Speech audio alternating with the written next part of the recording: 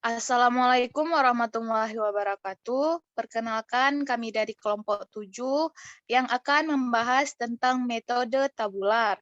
Dari kelompok kami yang beranggotakan yang pertama Adinda Putri Sabana, yang kedua Monita HL, yang ketiga Chairis Fira Nurul Faradila, yang keempat Raudatul Jannah, dan yang kelima yaitu Syafira Mustaqilah.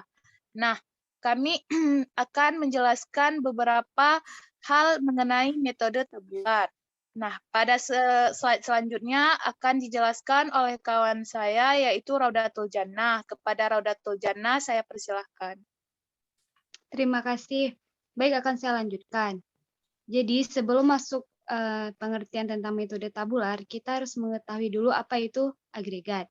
Nah, perencanaan agregat merupakan cara untuk memperkirakan jumlah output yang akan diproduksi untuk memenuhi permintaan selama periode perencanaan 3-18 bulan ke depan dan disesuaikan dengan kapasitas produksi perusahaan. Nah, perencanaan agregat ini terdapat beberapa metode. Sedangkan kami akan menjelaskan perencanaan agregat dengan metode tabular, yaitu merupakan metode linear programming yang disederhanakan.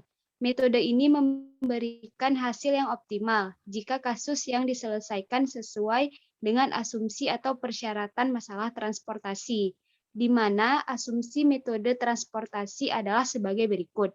Yang pertama, kapasitas produksi dan permintaan dinyatakan dalam satuan yang sama. Yang kedua, total kapasitas sama dengan total permintaan dalam horizon yang sama. Dan yang terakhir, semua hubungan biaya linear. Baik, saya kembalikan kepada Chairis Fira. Baik, terima kasih kepada Raudatul Jannah yang telah menjelaskan kepada kita apa itu agregat. Nah, selanjutnya yaitu akan saya jelaskan mengenai judul jurnal yang kelompok kami teliti. Nah, pada jurnal pertama, kami mengangkat judul dari perencanaan agregat sistem produksi dengan permintaan yang berfluktuasi. Nah, pada studi kasus usaha kecil dan menengah.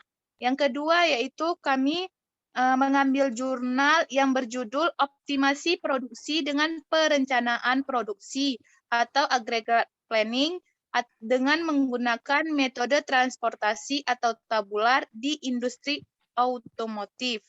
Nah, yang ketiga yaitu ada Critical Analysis of LIFO dan FIFO Method on Companies Profitability Position. Nah, yang keempat yaitu ada Improvement of Inventory System using First in First Out atau FIFO, Method of Physics Conference Series. Nah, dalam slide kami ini menjelaskan dari keempat jurnal tersebut. Nah, selanjutnya akan dilanjutkan oleh kawan saya, yaitu Syafira Mustaqilah. Kepada Syafira, saya persilahkan. Baik, terima kasih. Jadi di sini saya akan menjelaskan tentang persamaan dari keempat jurnal yang telah kami teliti. Yang pertama yaitu menggunakan perencanaan produksi sistem agregat dengan memperkirakan perlamalan. Kemudian yang kedua memiliki tujuan yang sama dengan mempertahankan profit perusahaan. Baik, terima kasih kepada Syafira. Selanjutnya yaitu akan dilanjutkan oleh Munita HL dengan menjelaskan yaitu perbedaan dari setiap jurnal yang telah kami review. Kepada Munita HL, saya persilakan. Baik, terima kasih kepada Chairis Fira telah mempersilahkan saya untuk menjelaskan perbedaan dari tiap keempat jurnal tersebut. Nah, untuk perbedaan yang pertama yaitu studi kasus serta objek yang diteliti.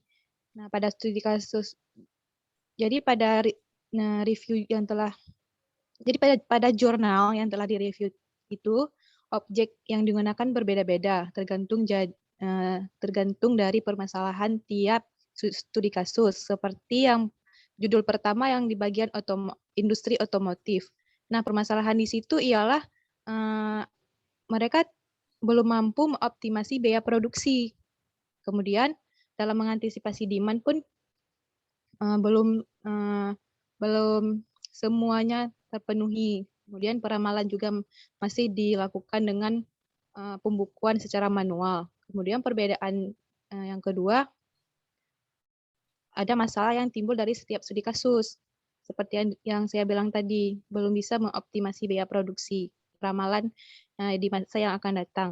Kemudian menggunakan metode lainnya yang digunakan dalam pemecahan suatu masalah. Jadi pada setiap review jurnal yang sudah kami teliti ini, tidak hanya menggunakan metode tabular, tetapi juga menggunakan metode seperti menggunakan metode peramalan lainnya seperti metode last period demand, arithmetic average, single moving average, dan metode peramalan lainnya.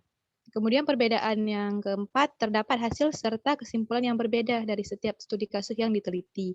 Nah, pada pemecahan masalah yang digunakan tiap metode ini tentu mempunyai hasil yang berbeda-beda, tergantung studi kasus dan objek yang diteliti. Baiklah, sekian mungkin saya kembalikan kepada Ceris Vira. Baik, terima kasih kepada Monita HL yang telah menjelaskan apa saja perbedaan dari jurnal yang telah kami review. Nah, selanjutnya yaitu akan dilanjutkan oleh kawan saya yaitu Adinda Putri Sabana yang dimana akan merangkum semua dari review jurnal yang telah kami lakukan. Kepada Adinda Putri Sabana saya persilahkan. Baik, terima kasih kepada Syairis Vira. Kesimpulannya, dari keempat jurnal tentang perencanaan agregat menggunakan metode tabular, dapat disimpulkan bahwa penerapan strategi perencanaan dan pengendalian produksi yang tepat dengan menjaga konsistensi produk yang berkualitas sehingga perusahaan dapat bersaing dan berkembang adalah mutlak diperlukan. Untuk mencapai hal tersebut, perencanaan produksi kurang optimal. Oleh karena itu, perlu dilakukan perbaikan untuk memperoleh biaya produksi yang lebih kecil. Perencanaan produksi yang dilakukan adalah dengan melakukan peramalan produksi yang lebih akurat, sebagai dasar perencanaan produksi agregat.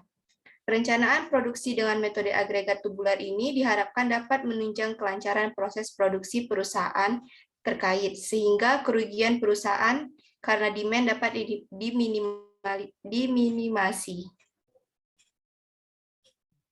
Baik, terima kasih kepada Adinda Putri Sabana. Nah, kawan-kawan, sekian presentasi dari kelompok kami, yang dimana pada penerapan metode tabular ini menjelaskan bagaimana suatu perusahaan dapat meminimasi suatu demand agar tidak terjadinya kesalahan-kesalahan. Nah, itu saja yang dapat kami presentasikan pada kali ini. Lebih dan kurang kami mohon maaf. Assalamualaikum warahmatullahi wabarakatuh. Waalaikumsalam warahmatullahi wabarakatuh.